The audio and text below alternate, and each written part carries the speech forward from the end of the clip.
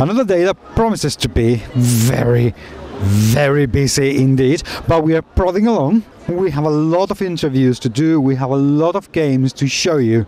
Welcome to another installment of GMS Magazine at Spiel 2012.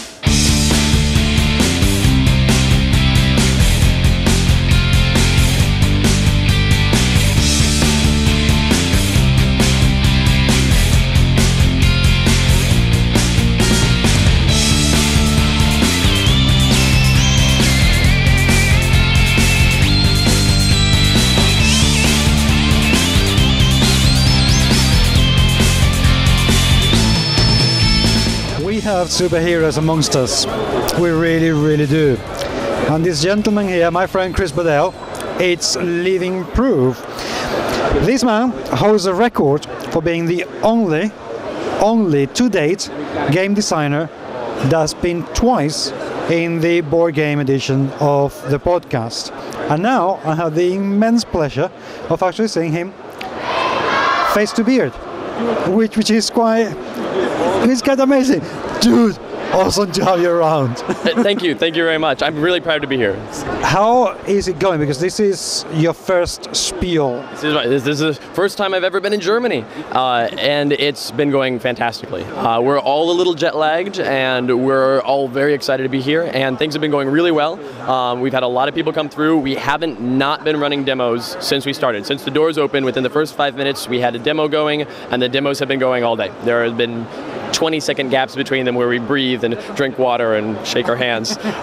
So it's been good. It's been very good. What has been the acceptance so far? Because the game is very English based and there's an awful lot of reading to do. Right. Have you found the public able to cope with that? Yes and no. There's a lot of people. We're very honest with people. We say, come take a look at the game, look at all these cards, and people look at the cards and say, I can't read that much English. And you say, no, that's fine. It's not the game for you. I'm sorry, But people are the acceptance has been huge. We've been selling more games than we expected so far, and people really like it. And the feedback that we've been getting is the same feedback we've been getting in the States, which is, I haven't played a game like this before. And that's what we like to hear, because we wrote this game because we wanted to play a game like this and it didn't exist. So we've been getting exactly what we wanted. That's pretty good. What have you got in the show so far? Because you recently ended the latest expansion with the illustrious Mr. Launius as a co-designer for that expansion. What did you bring with you guys? Well, we brought an artist, and we brought a businessman, and we brought a designer. But in terms of products, we brought the enhanced edition of Sentinels, the Multiverse, our recently reprinted core game, which looks so much better. We brought the Rook City expansion that came out this spring. We brought the Infernal Relics expansion that we co-designed with Richard Launius. And then we have some standalone promo things, a standalone hero, a standalone villain, Unity and Ambuscade. We have some oversized cards and some promo cards. We have t-shirts, but the main thing we have is the game and the 2 expansions, and then we have these giant play mats. Oh, yes, they're very expensive. We made those just to put on tables and run demos, and they were not cheap for us to make because we made really sturdy ones so they could stand up to a lot of play. And then people earlier this year were like, oh, we want to buy those. And we're like, okay, well, here's what we pay to make them. They're like, yeah, sure, fine, we'll pay that. And I've sold 6 today at 40 euros a piece. For a playmat that is unnecessary to play the game, but people love them. What are your plans now for Europe? Because one of the good things about coming to a place like Spiel is that you are increasing your presence quite a lot. What are you going to do now with that presence? Well, we've already been talking to some distributors and some retailers here about what we need to do to get the game here. We've had a couple of talks with people about possibly doing translations, but that's really far in the future. We'd like it to be tomorrow. We want this game to be we want everyone to get the chance to play this game, and we're going to do what we can to make that happen. And so a lot of that has been we've been distributing through Debian for about a year, so that's been going very well. But now we're also looking at finding some other smaller ones, getting some retailers. People can buy the game from anywhere in the world from our website, but like someone in Israel bought the game on our website and paid more than twice as much as the price of the game just to ship it to them. And we're like, we have that opportunity, but you have to pay for the shipping. We can't do that and survive as a company. And so what we're finding now are stores and people here that we can ship a chunk of games to, and then they can sell it online to Euro stores at Euro shipping prices. And so those sort of opportunities are really what we're here to do. If anybody out there, listen to or taking a look at the video or podcast, if they were interested in distributing for you guys, how can they get a hold of you? They should email me.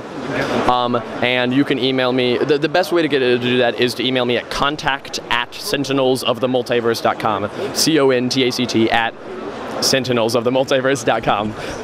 My personal email address for the company is even longer. It's Christopher@sentinelsofthemultiverse.com, and sometimes I'm typing it and my fingers fall off. But anyway, email me at contact@sentinelsofthemultiverse.com, and we will talk. We'll bring Paul into it. Paul's the main business guy, and he'll get all that information.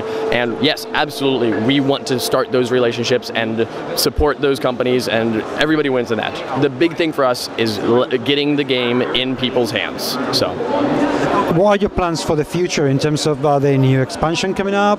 Are there new games coming up? What's going to happen to Greater Than Games from now on? Well, I'm glad you asked. The week after Essen, so possibly before this video comes out, or maybe not. Probably soon, yes, before this video comes out, definitely. Yes, good. We are launching we have already launched, and it's already been going, a new Kickstarter for a new Sentinels of the Multiverse expansion. It's going really well so far. We had some good funding on the first day, and I'm just making things up now. But we have a new expansion that is based on time travel and alternate realities, and it brings in some exciting new heroes, some really exciting villains that I've been hoping to write since day one of this game, and some cool environments, and so that's going on. And then that will be released mid next year. And next year, we are making another game that is separate from Sentinels of the Multiverse. It is not related to it in any way. It is a cooperative game, but at that point, it's similar in that it's a cooperative game, and then it diverges. And it is a very different sort of game than Sentinels, and we're very excited about it. Say no more. Let's leave our beloved public waiting and expecting. How was the relationship with Richard Launius? Because that's obviously, that must have been so cool to have such an iconic design and the same working together. Richard Launius is the reason that I love board games. The first big board game that I played that wasn't Monopoly or Sorry or thing was Arkham Horror. I went from playing Scrabble to playing Arkham Horror. And I went, this is so much stuff, but I love the mythos and the story and all of the crunchiness and flipping through the rule book and setting out 6 tables worth of stuff and taking 12 hours. And I loved it, and it was amazing. I was like, there's this whole world, and so I started getting into other things and finding out more games. And there's this, it was my gateway drug into these other games. And I played that when I was like a young teenager.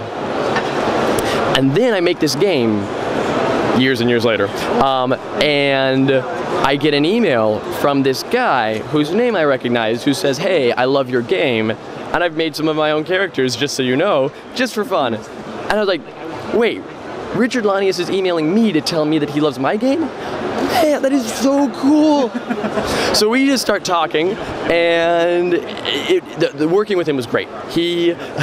His ideas are so like crazy and out there. Richard Launius would say, okay, what about doing this and that and this and that? And I was like, okay, well we're gonna have to shoehorn that in, but we made it work, and the characters that came out of it are great and rich, and the environment's fun, and everything is really great. It was a fun time working with him, and especially then after that Kickstarter was done and we were in the production phase, I went to Origins and met him in person for the first time, and he and I hung out and had a great time, and we were able to connect on so many levels. And I had never played Defenders of the Realm. He's like, oh, come on over and play my Defenders game. And so we played together, and he's like, oh, when you play with other people, it might not go this way, but it goes this way when you play with me. I'm like, all right, I see how it is. But it was really great to get to work with him, get to meet him. He's a great guy. We still email, and we talk all the time. He's a great guy. Great guy. I love it. Well, I'm going to wish you all the best of luck, which obviously you're not going to need because you're going to run out of games sooner rather than later.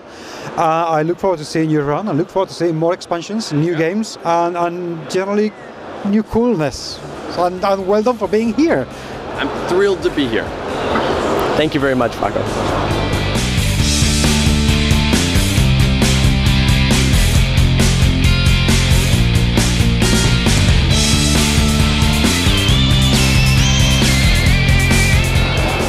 To say that game designers are passionate is the hell of an understatement.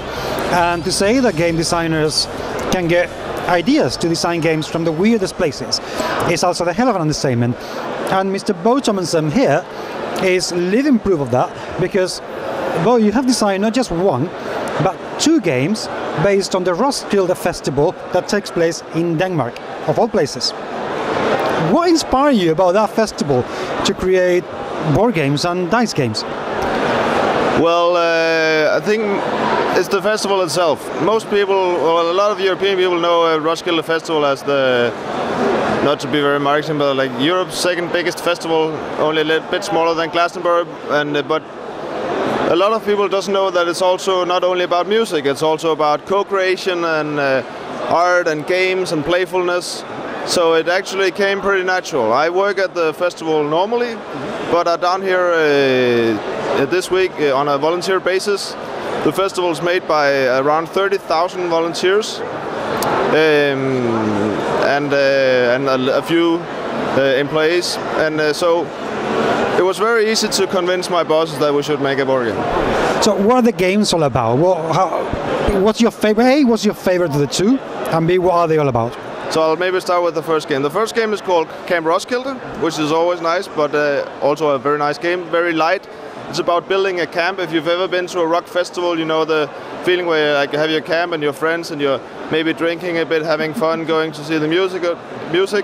And the game is about attracting cool people to your camp and sending other not so cool people to other people's camp. Like there's a card called Your Mother. And your mother might be nice, but not very cool to live with. Like she chats up and she's like, you're drinking too much. So it's like a very thematic game. So we made this one game, me and 3 other designers. I'm not really a designer, I'm more like just a facilitator dude.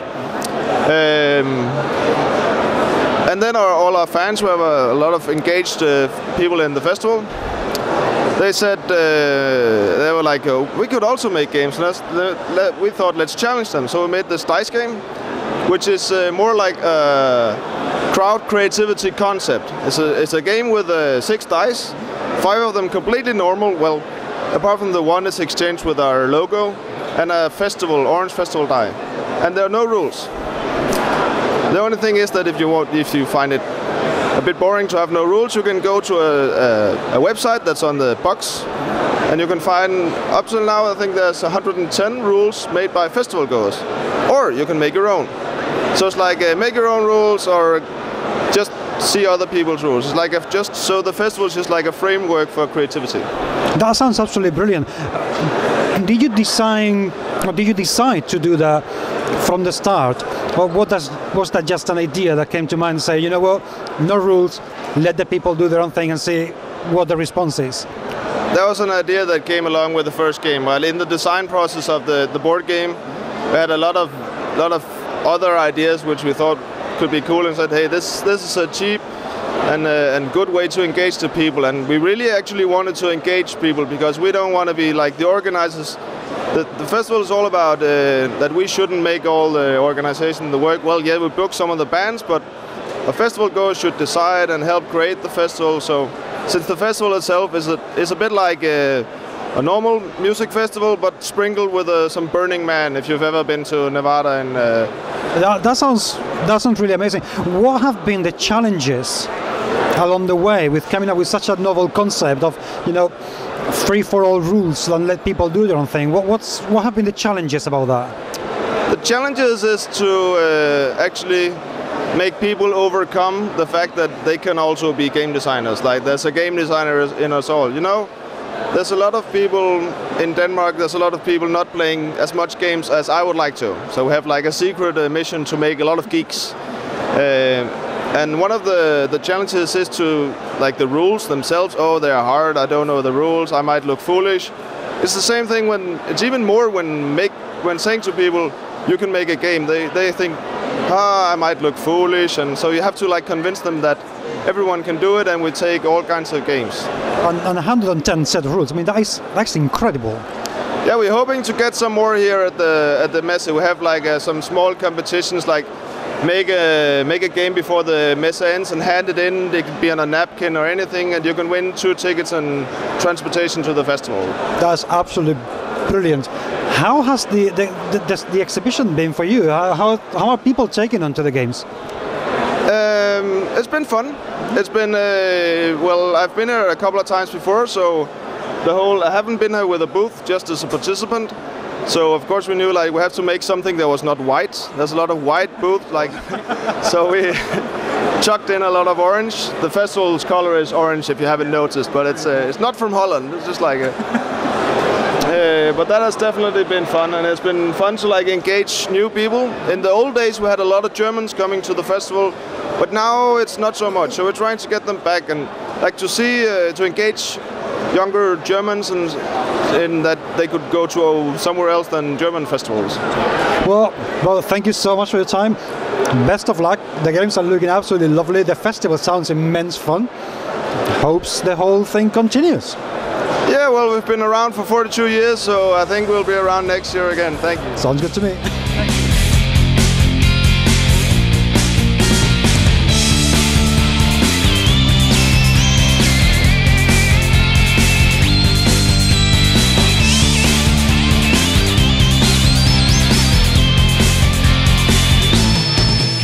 Last year, Guards, the game, came out because it was released, nothing weird about it, and it did really well. It was very well accepted, and well accepted enough that this year there's been another reprint.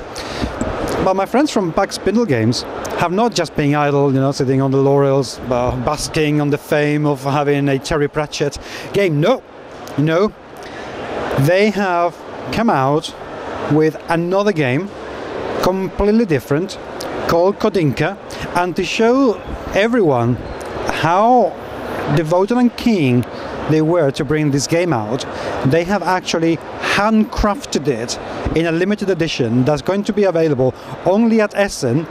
So, I mean, by the time you're watching this DVD, it will be gone. If you're one of the lucky few to get the 100 copies that were sold at Essen, hold on to it, because they ain't never, ever going to happen again. Because I don't think that you guys are going to be assembling 100 games again by hand, are you guys? We hope not. These are David and Leonard, the minds, the beauty and the wit behind Guards and Kodinka. Guys, what a ride this year has been for you, with both games coming out. What's Spiel been like for you so far? Well, it's been very, very busy. We've had a lot of people playing our games. We've had a lot of people buying our games. We've had a lot of distributors and people coming around and saying hi, and a few interviews. But we're not famous yet. But it's been good fun. Sorry, Kat, they're not famous now. No, sorry. It's been good fun. It's been tiring, and yes, we're glad we're in a nice hotel to go home and relax each evening. But yeah, I suppose the magic of Spiel is being here.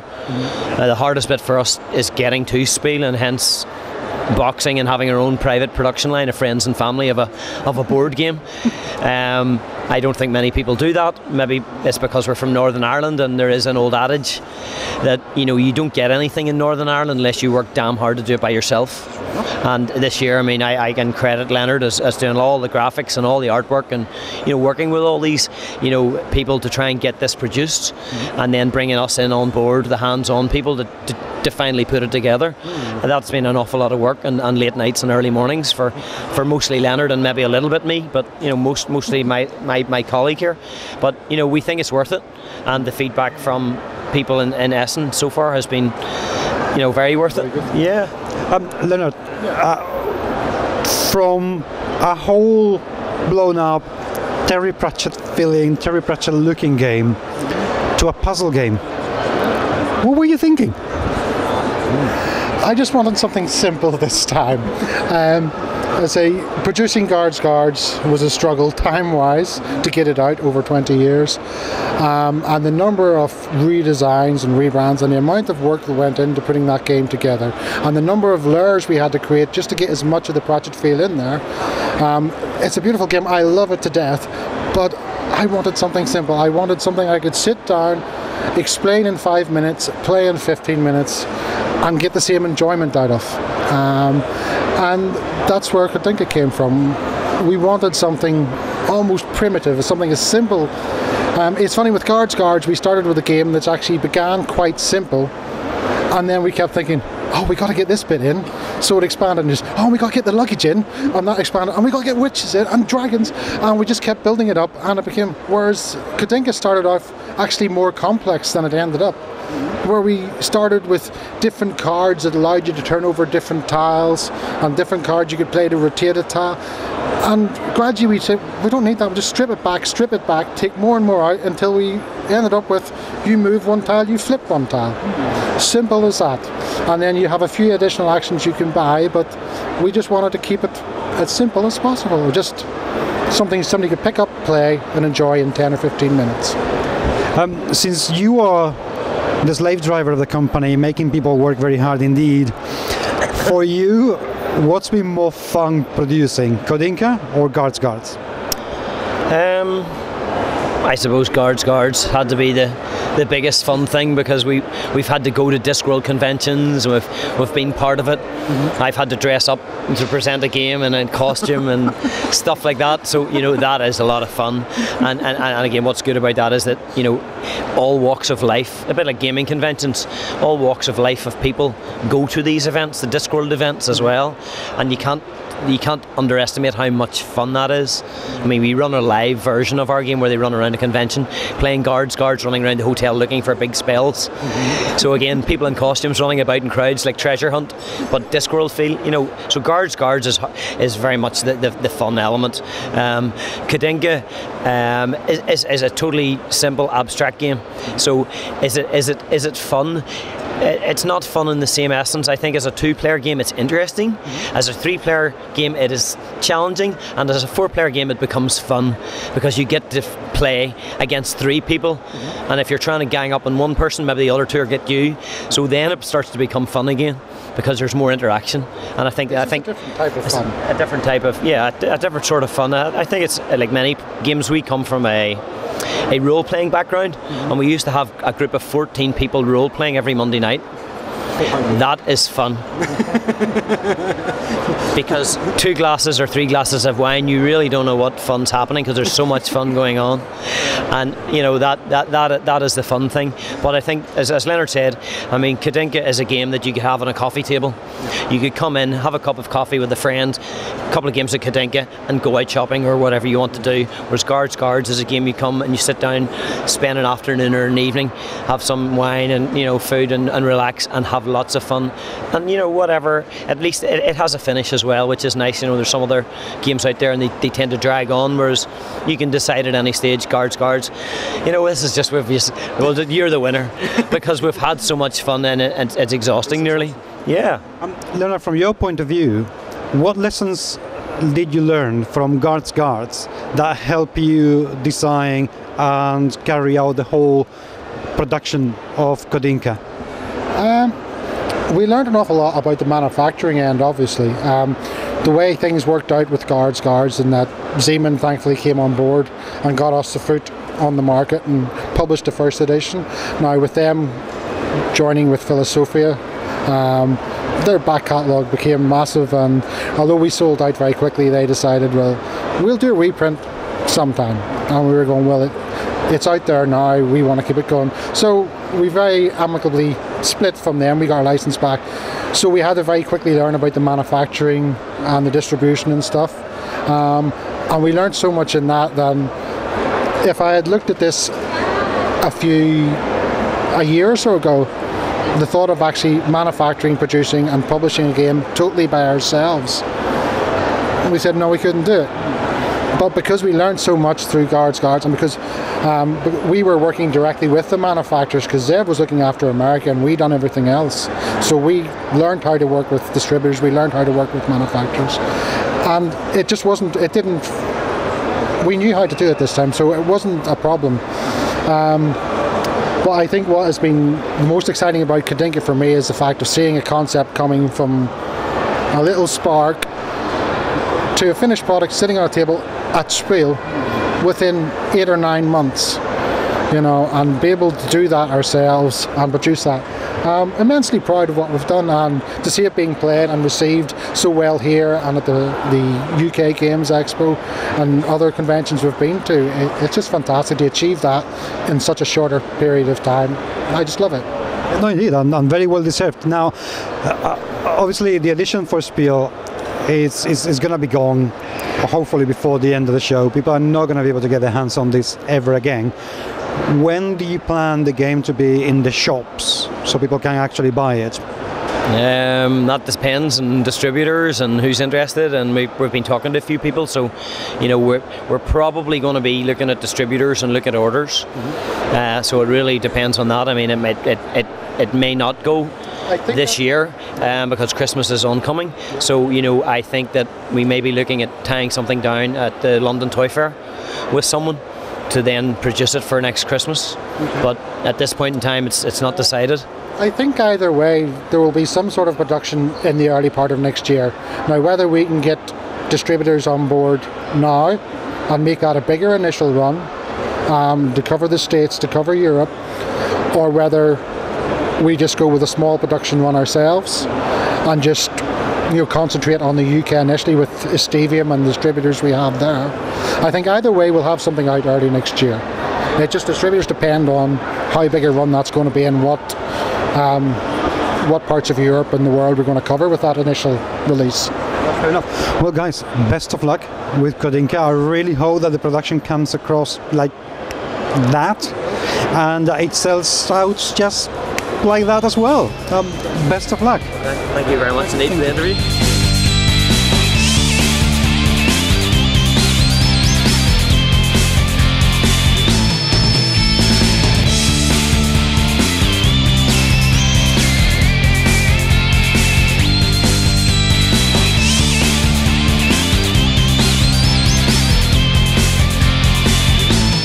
And this is another really exciting interview for me. I have here with me Juha Salmijärvi. I know, difficult, sorry. And I'm very excited because, ladies and gentlemen, that game is out. And I was looking forward to Iron Skies since last year when I spoke to you guys about it. And at last, it's out. How is it going? It's been really well. We got the game just before the SN Spiel, so we have been waiting it ourselves to it. We have used the time after the last Spiel to improve the game based on the comments we got last year, so we have really heard the other players.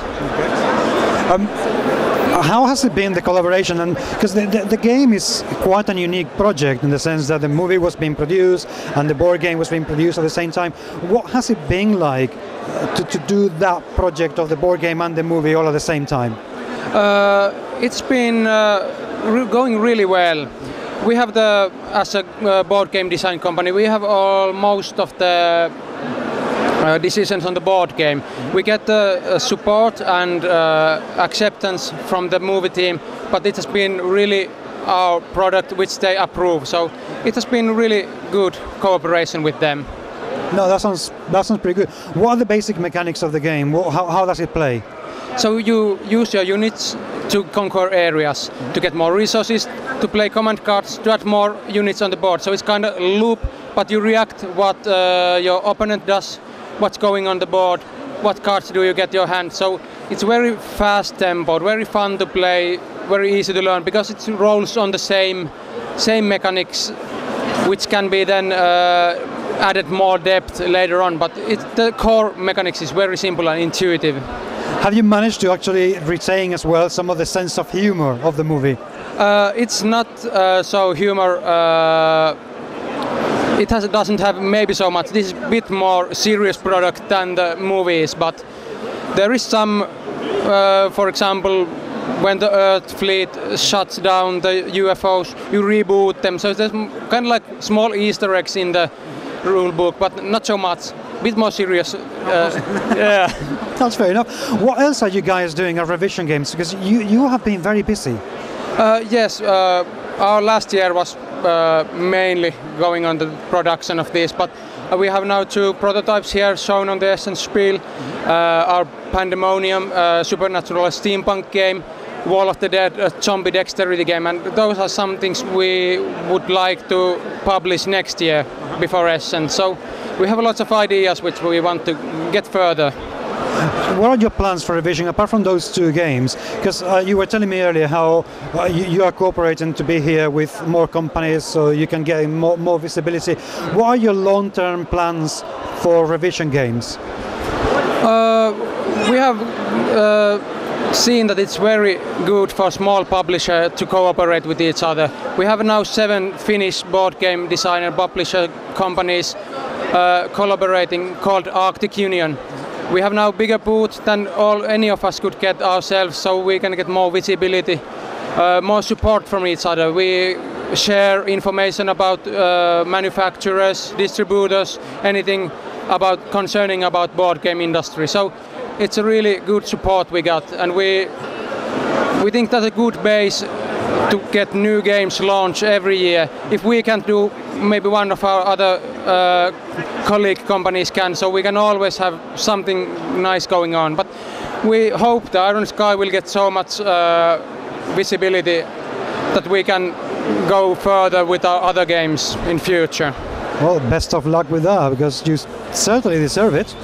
And I really hope that you get it. Yeah, thank you. Thank you very much. Thank you.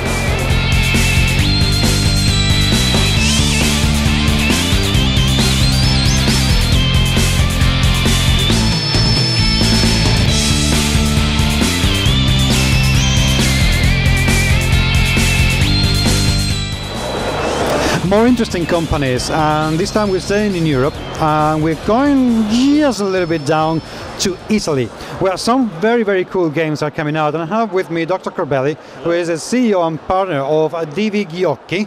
Yeah. What is your company all about? Because we don't see enough of Italian games out there. What do you guys do? Well, we publish mainly board games, card games for the whole family, and we used to publish also for the core gamers, but we dropped that a little bit. So our main success is a card game with a Wild West team named Bang, and has been selling really well since 2002 when we introduced it. And so yeah, that's what we do. So your company is quite a veteran at the moment, and now everybody, I mean, I know Bang, but I was not that aware of your brand until Spiel. Why isn't your brand a lot more out there, you think? I don't know. Well, it's a tough question. Possibly the best answer would be that because it's tied to a popular game. If I understand correctly your question. There have been other successful games that we have published, like King Me, for example, got a recommendation on the Spiel des Jahres list. Back then it was also, we won several international prizes. Well, Bang won a couple of Origin Awards, and it's always in 2002. So possibly it's that thing, I don't know. Tough question you asked. Yeah, sorry, I do a few of those from time to time. Now, what are other games that you have apart from Bang? Because I think Samurai Sword is new for Spiel now. Yeah, it's the newest game that we are introducing now. It's actually it's based on what we call the Bang game system. We used some of the core mechanism and original mechanics of the game Bang, and adapted them to a different theme and changed a little bit the mechanics to make it different, feel different, and play different. But you get the feeling of Bang. Apart from that, we got another bestseller that we have in Italy, at least. It's called Lupus in Tabula. It's our shot at the werewolf game. It's been out since 2001, so it's one of the oldest, so to say. And it's got a different edition worldwide, but it's a bestseller in Italy. Of course, we do other family games. We do some licensed games for Italy only, games that are available, for example, in Germany or in the US. We translate them and adapt them for the Italian audience. So it's. What's the biggest challenge regarding the game industry in Italy? Is there much tradition of board games, or are you guys the pioneers really pushing the industry forward? It was the board games were very popular back then in the 80s. Even really big companies used to have at least some offering. Then it dropped down in the 90s, and now it's starting to grow back again. Back in Italy, we are one of the market leaders. So and together with other wonderful companies that are there, and people are starting to understand the beauty of playing together with a board game.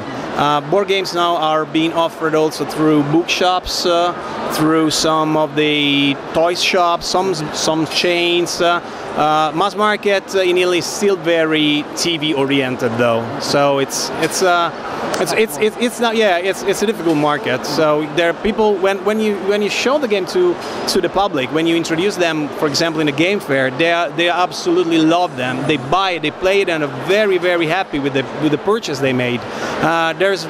It's very difficult to make correct information though. We don't have specialistic magazines. We don't have specialistic journalists or stuff like that. So that's something we really need to work on.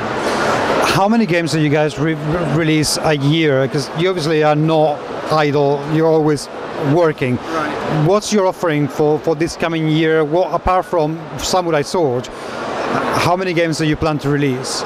For this year, we're releasing Samurai Sword right now. Yep. We released the Bang Special 10th Anniversary Edition pack. We release Las Vegas Party in Italy next week. It's the Italian version of Wits and Wagers, which is quite popular in the US. Yep. We released in June Mondo from Pegasus Spiel. So, let me see. I think that's enough. That's pretty good. Yeah, that's good going. Uppsala World Edition. That would be a geographical game, also from the German market. So, how can people get hold of your games? Apart from Bang, which is obviously quite popular, is Samurai Sword going to follow the same distribution channels? Yeah, mainly yes. We already made several agreements about localized edition too, so people will be able to find it through our usual distribution channel, especially in the US market, and all across Europe, of course, and in the East, where we are most present, so to say. Yep. But we already discussed French edition, a Spanish edition, a German edition, a Korean edition, a Japanese edition is already coming. So, that sounds like you guys are going to be very, very busy indeed. Exactly. That's a good problem to have. You got free time? Because we gotta. I can try, but hard.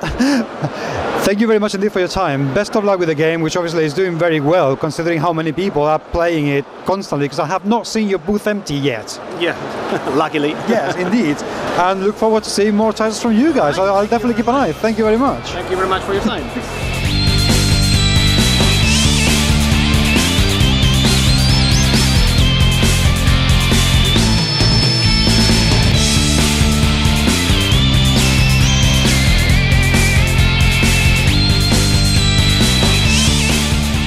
This is one I have been really looking forward for a very, very long time.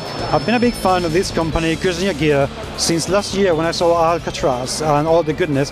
And Mr. Piotr here has been an absolute gem throughout. And he's one of the talents to look forward. I reckon that, Piotr, you're probably going to be a legend in the making for the years to come. I wouldn't say that, but only time will tell. I'm the media. I'm the one who makes the legends. You are a legend in the making. Now, in seriousness, though, for the camera, tell us a little bit about Garcia, because you are a very unusual company in as much that you create your own games, and you also work for the government and do games on demand for educational. What's your working philosophy? How do you work? Kuźniagier is a company that operates on the market for about 7 years now. And we started as a strictly board game company, and we were making games only in Polish at first.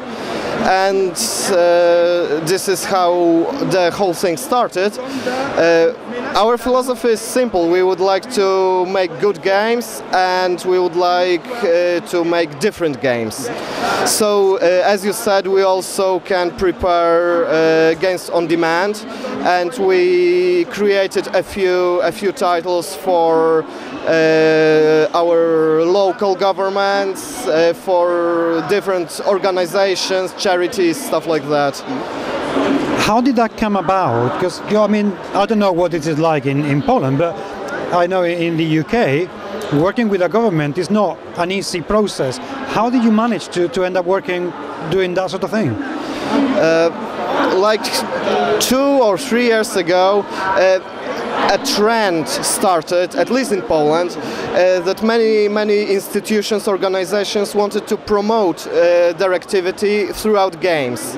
So they wanted to create games as business gifts, as gifts for libraries, schools, both for promotional purposes and educational. And we just fill a niche in the market, because very few publishers in Poland do that. Is the process easy in the sense of when somebody comes to you and says, hey, I want a game about this? Is it the same process? Does it stifle your creativity? How does it work? You know, it's very different for every project, because sometimes a company comes to us with a ready game, and they only tell us that they want it published. We look at that game and it's complete crap, because the people who created it have no idea about creating board games, so we have to change it our way or resign, because it's not that easy actually. Is the government receptive to your ideas though? Yeah, we made last year we made a game for Polish Parliament about the legal process in Poland, and it was received quite well. Although it was never sold in shops, but also as a promotional and educational item.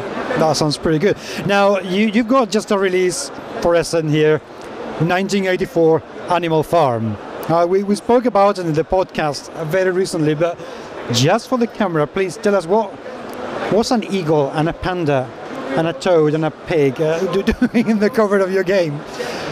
So Animal Farm is a game set in alternative reality of the year 1984, where animals overthrow their human masters and dominate the world. And the characters here represent the countries that you can control. So the American eagle, Mao Tse Panda from China, the frog is General Europe, South American dictators, and Soviet Union. What's the game all about? As it is designed by the same group as Alcatraz was last year, it's in general mood it's pretty similar, because it's a game full of negative interaction about forming alliances and then breaking them. Backstabbing? Lots of. Yes. We like that.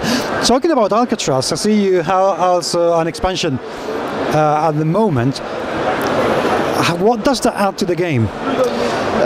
First of all, many people complained about the fact that Alcatraz works only for 3 and 4 players, so we introduced the 5th player. And the game itself, with the expansion, becomes much more much more complex and requires more planning a few steps ahead. Because, of course, we've got new locations, new blackmail cards, and the mechanism that wasn't present in the game before, that is Chief of Security. And the chief is a super guard, but what is specific about him, he moves around the board. But you can predict where he will move, and you simply don't want to be there at the time. That sounds pretty interesting. How has Spiel been for you so far? Because this hall, it's very busy. Yeah, it's a lot of other publishers, a lot of people, a lot of noise. But I can say from yesterday that we are pretty satisfied with the fact, because last year was our most successful Essen so far, and we maintained the level for now. So it's quite all right. That's brilliant. Question for you guys, because you also have a very big catalogue of games that you haven't published outside Poland, and you are expanding now and publishing more games in English and on other languages. What's your distribution like at the moment? If people from the US or Canada, Australia, anywhere worldwide are watching this video and we're interested in getting your games, how do they go about it? We have many contacts with companies from abroad, but what we try to do is to license our games for other publishers.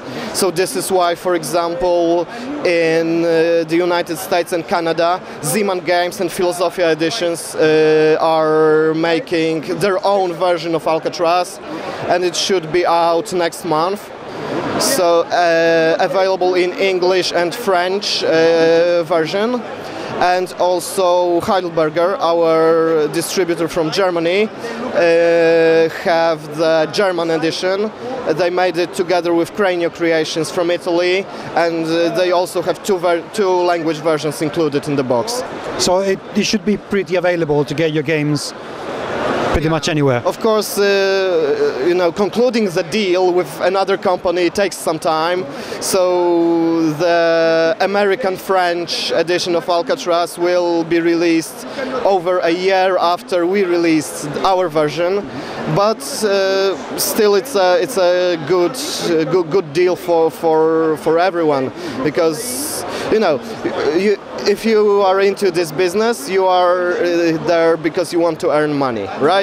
So if we sell a license, we get money, and when our partners sell the games, they get money, and the players get a really good game. So this is essential here.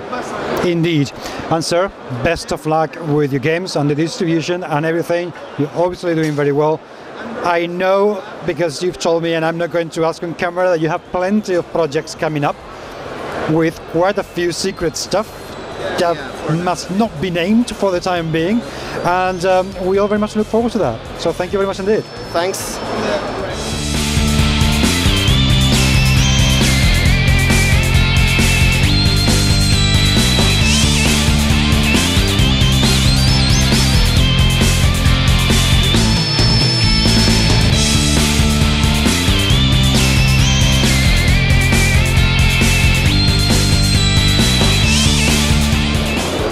Being at Spiel, adventure is never too far away. And I don't just mean about the adventure that you have when you play games, but it's actually the adventures that you have when you need to get games into the booth, which is something that our friends from Alderac Entertainment have been experiencing.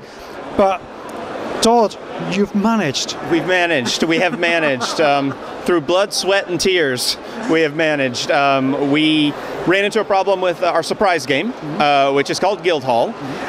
We built it up, we announced it on our Facebook, we teased it on Board Game Geek, we did all sorts of things there.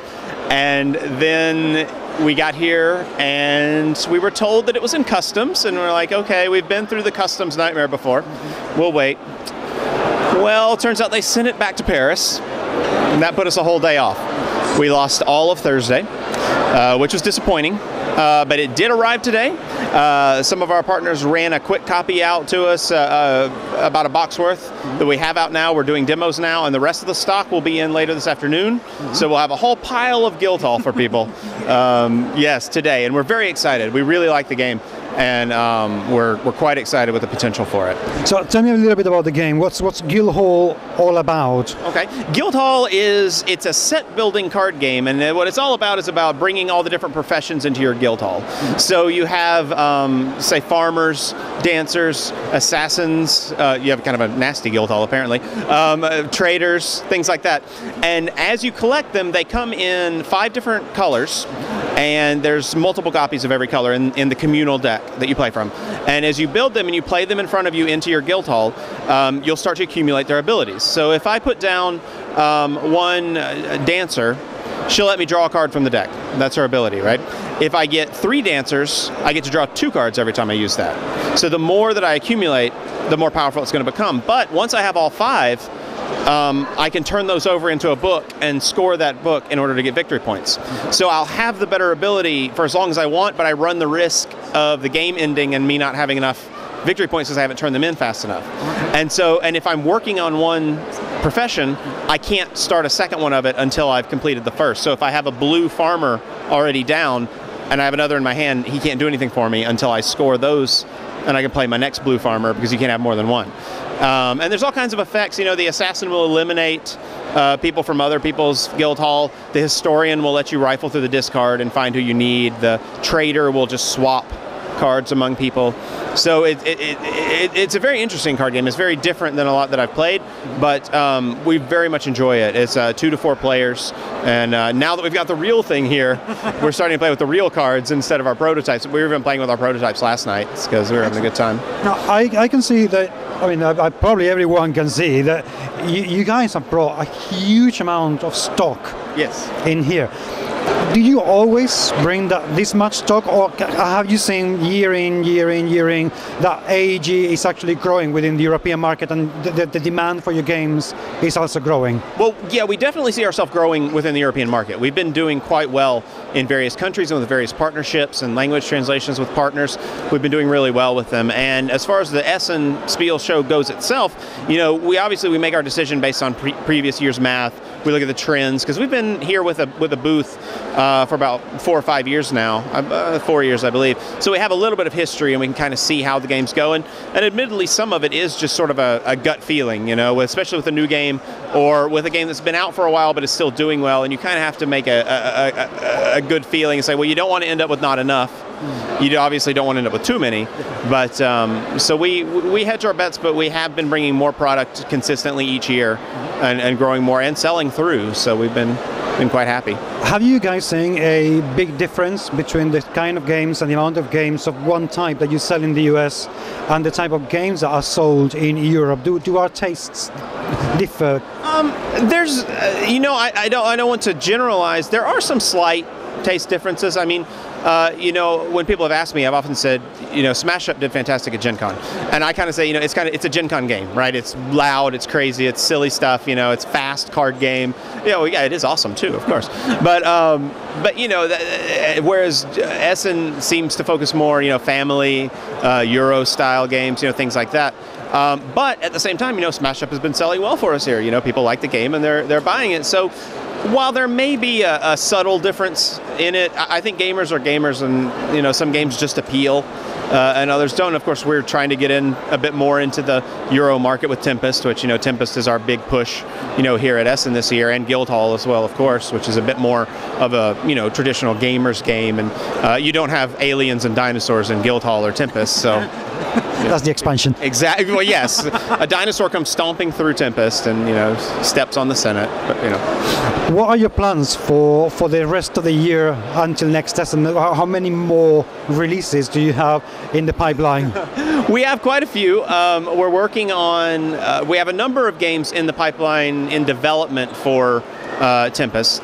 That doesn't mean we're going to publish all of them. It just means we're, seeing some of them reach a dead end, some of them continue all the way, but we have a lot of them going at once to see which ones are going to be good. We have another Smash Up release coming in the early part of next year, sometime in first quarter of next year, which most people know about now. It's the Plants and the Ghosts and all those groups. We have a second Smash Up expansion we're working on for the later part of the year. We have more Thunderstone. As you may have heard, we got in on the Kickstarter with Monty Cook on his Numenera, and so we're working on Thunderstone Numenera. We were actually playtesting it the other night at the hotel. It's very interesting, some very different effects on some of the monsters this time because of the setting and Monty's world. And then we, of course, have several other games that are unannounced that are with new partners that we've met over the year, new friendships we've made with some other companies around the world that we're going to be working with that we're quite excited to bring to English audiences. We met, for instance, Love Letter. We met Seiji when we were at the Game Market Japan, and we still play it all the time. We play Love Letter constantly. It's almost Love Letter around the office and when we're in meetings has almost become like drinking water. It's like you find yourself, it's like, oh, I'm in the middle of a Love Letter game. I didn't even realize I was playing. I've been playing with people, and so we've made a lot of contacts in different places, and we're very excited about some of the potential that we have. So, people, Smash Up, Tempest, Guildhall, and the rest. So, Christmas coming. You're watching this video now. Christmas coming. Get ordering. It's going to be very, very well worth it. Todd, thank you so much. So much. We really appreciate it.